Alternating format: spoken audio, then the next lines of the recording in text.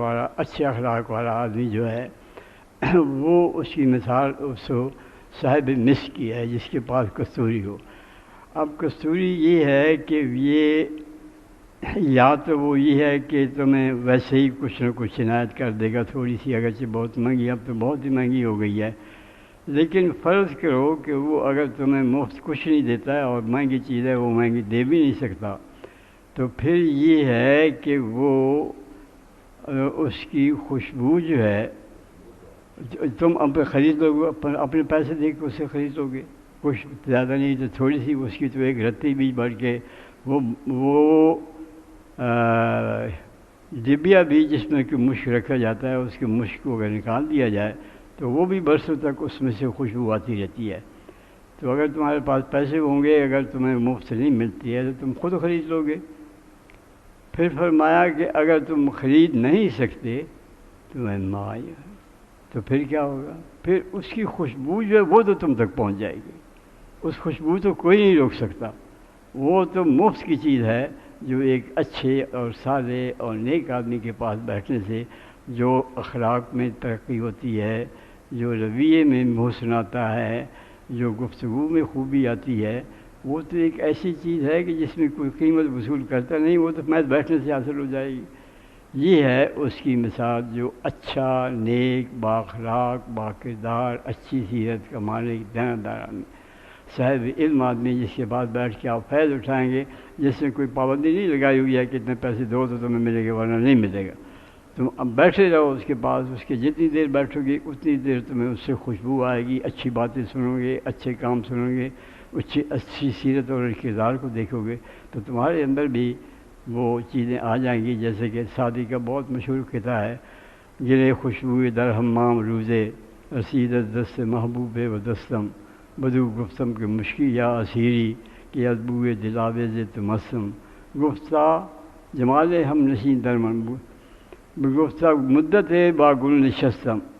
جمال ہم نشیم من نظر کر ملیکن مدت باگل نشستم مگر نہ من ہوا بودم کی ہستم۔ کہتے ہیں کہ خوشبو والی مٹی جو ہے اس سے کسی نے پوچھا حمام میں کہ کیا تمہارے اندر یہ خوشبو کہاں سے آ گئی؟ تم تو مٹی کے اندر یہ خوشبو کہاں سے آ جاتی ہے؟ تو اس نے کہا کہ بات یہ نہیں ہے، میرے اندر کچھ بھی نہیں ہے، کچھ عرصہ تک میں پھولوں کے ساتھ رہی ہوں، پھول میرے ساتھ رہے ہیں، ان کی خوشبو میرے اندر سرائش کی ہے، ورنہ میں تو وہی مٹی ہوں۔ تو یہ جو اچھی صحبت ہے، اچھی جو ہم نشینی ہے، اس کا یہ فیض اور اثر ہے کہ انسان کی اخلاق میں تبدیلی ہوتی ہے، اس میں حسن آتا ہے، اور دوسرے اس کی خوشبو، یہ اصطلاح نہیں ہے، یہ کوئی اشارہ نہیں ہے، بلکہ واقعی ایسے ہوتا ہے کہ اچھے لوگ، نیک لوگ، بعض کردار لوگوں کے پاس بیٹھ کے انسان محسوس کرتا ہے، انسان کے اندر ایک فرحت کا، ایک خوشی کا، ایک روحانی بلندی کا ایک پیدا ہو جاتا ہے۔ تو فرمایا کہ دوسرے جو ہے نافع الکیر، جو برے صحبت ہے، بری صحبت والے کی مثال ایسی ہے کہ جیسے ایک دھوکنے والے کے پاس بیٹھا ہو۔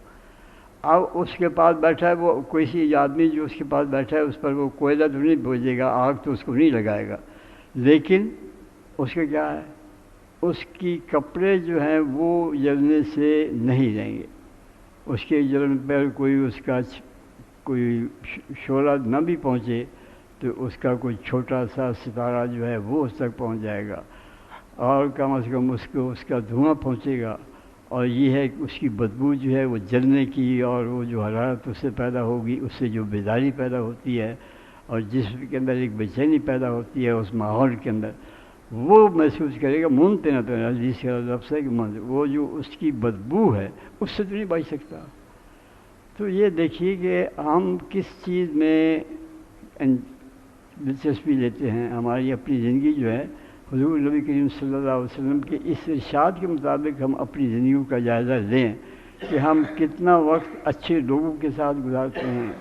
کتنا وقت ہم برے لوگوں کے ساتھ گزارتے ہیں، اور کتنا دخل ہے ہمارے کردار پر اور ہماری سیرت پر اور ہمارے کاموں پر ان لوگوں کا جو اچھے ہیں۔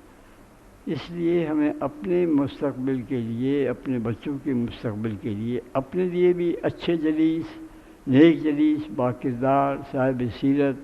صاحب کردار لوگوں کو انتخاب کرنا چاہیے اپنے دوستوں میں سے۔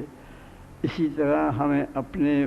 اولاد جو ہے ان کے لیے بھی یہ اہتمام کرنا چاہیے کہ ان کی برے بچوں کے ساتھ، برے لڑکوں کے ساتھ، برے نوجوانوں کے ساتھ ان کی میل جول نہ ہو اور ان کی گھلنا ملنا نہ ہو، ورنہ ان کے اندر بھی وہی برائیاں سرایت کر جائیں گی اور ان کو بھی اس بدبو سے حصہ ملے گا جو کہ ان کی دوستوں کے پاس ہے۔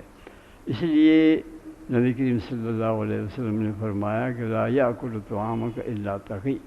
کہ تمہارا جو کھانا ہے وہ پرہیزگار آدمی کھائے۔ مطلب یہ ہے کہ تمہاری دعوتیں جو ہیں وہ ہر کس و ناکس کے لیے نہیں ہونا چاہیے۔ اللہ تعالیٰ نے تمہیں رزق دیا ہے تو اس پر اپنے دسترخوان پر ان لوگوں کو بلاؤ جن کی دل کے اندر خدا کا خوف ہے،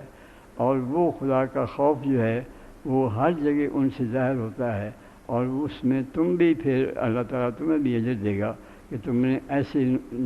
نیک لوگوں کو اپنے دسترخوان پر بلایا جو اللہ کے ڈرنے والے